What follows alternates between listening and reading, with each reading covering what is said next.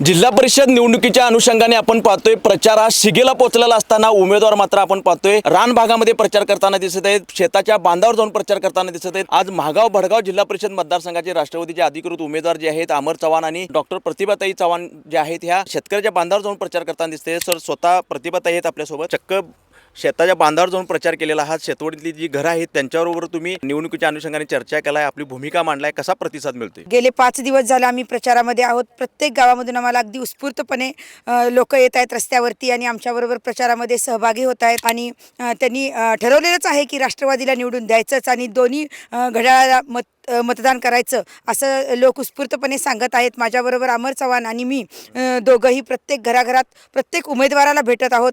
आज आम्ही शास्त्रज्ञान त्यांचा मुलगा शास्त्रज्ञ आहे, त्यांच्या घरी आम्ही ठरवलं की त्यांच्या घराला आम्ही जाऊन यायचंच म्हणून आम्ही आज शेतात इथं आतमध्ये आलेलो आहेत आणि या सूर्यास्ताच्या वेळी आम्ही त्यांची भेट घेतलेली आहे। या गावामध्ये हुनगीनाळमध्ये आता आमचं निम्म हुनगीनाळ होत आले, आता उरलेल्या हुनगीनाळमध्ये आम्ही जाणार आहोत आणि येथील लोकांचा आम्हाला अगदी उत्स्फूर्त प्रतिसाद मिळतो आहे।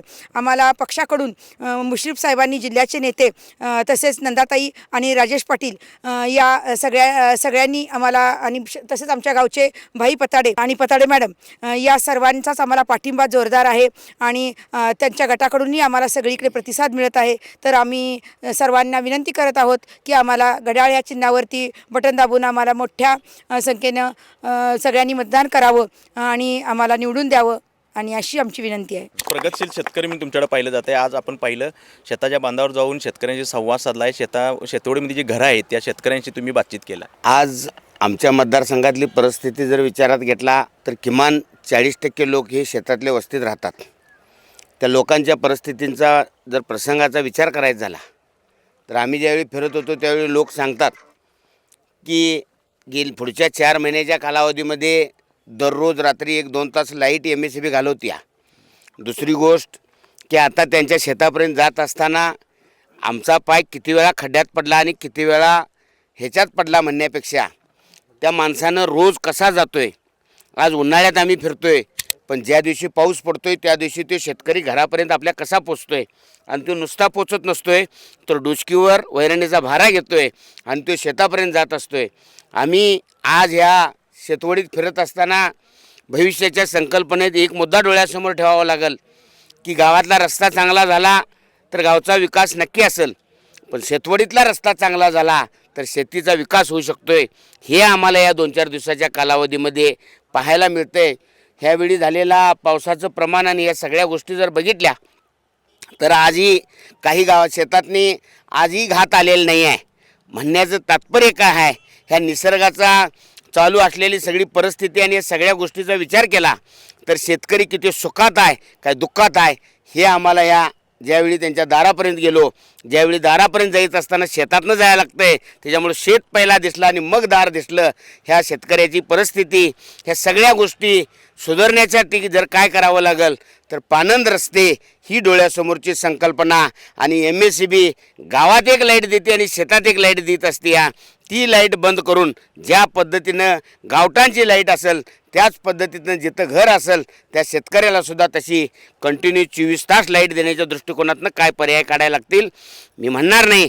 आम्ही ज्या ठिकाणी जाणार तिथं आवाज उठवणार आणि ह्या आवाजाचा निर्णय शासनाला करावा लागेल अशा पद्धतीची भूमिका घेऊन काम करणार। आज या ठिकाणी मी सुरुवातीलाच स्वर्गीय बाबासाहेब कुपेकर, नंदाताई, नंतर आमच्या आईसाहेब, तसेच आज जी जिल्हा परिषद पंचायत समितीची निवडणूक चालू झाली त्यामध्ये ज्यांनी सिंहाचा वाटा उचललेला आहे ते आमचे माननीय मुश्रीफ साहेब, या सगळ्यांच्या विचारानं आम्ही एकत्र या ठिकाणी काम करत असतोय। आमच्या गावाबद्दल बोलायचं झालं तर आमचं गाव विकासापासून थोडंफार वंचित आहे, ते आम्हाला विकासाच्या प्रवाहात आणायचं आहे आणि यासाठी आम्हाला दोन्ही बाजूला तुल्यबळ असे उमेदवार मिळालेले आहेत। एक तर एक जिल्हा परिषदसाठी अमर चव्हाण जो सगळ्या घडामोडीमध्ये शेतकऱ्यांच्या असू देत किंवा ग्रामस्थांच्या असू देत सर्वांच्या संमतीनं एकमेकांच्या मतीला धावून येणारा जिल्हा परिषद सदस्य हा आपला जिल्हा परिषदमध्ये सुद्धा जावा आणि त्याचबरोबर आमच्या महागाव गणातून माननीय प्रतिभाताई चव्हाण या मॅडम तर स्वतः डॉक्टर आहेत,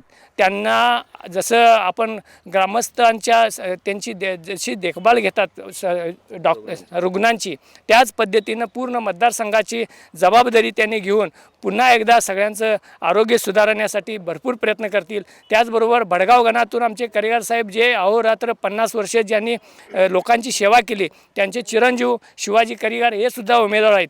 या सगळ्यांचं चिन्ह आहे घड्याळ, आणि खरोखरच हे घड्याळ चिन्ह वर शिक्का मारून आपण आमच्या गावातून भरघोस असं मतदान द्यायचं आम्ही सर्व ग्रामस्थांनी ठरवलं आहे, आणि पुन्हा एकदा आमचं गाव विकासाच्या वाटेवर आणायचा आम्ही प्रयत्न करणार आहोत. स्वर्गीय बाबासाहेब कोपेकर असताना किंवा राजेश पाटील यांच्या माध्यमातून हुनगिनाळा खूप सारा विकास झालेला आहे. आता जिल्हा परिषद आणि पंचायत समितीच्या माध्यमातून अमरदादा असतील किंवा प्रतिभाताई विकास करण्याच्या दृष्टिकोनातून त्यांचा प्रयत्न असणार आहे. कसा प्रतिसाद देत आहे तुम्ही? बाबासाहेब कुपेकर साहेब होते त्यावेळेला रस्त्याची काय अडचण नव्हती. ज्या वेळेला बाबासाहेब कुपेकरांचं निधन झालं त्याच्यानंतर आमच्या गावचा विकासच झालेला नाही.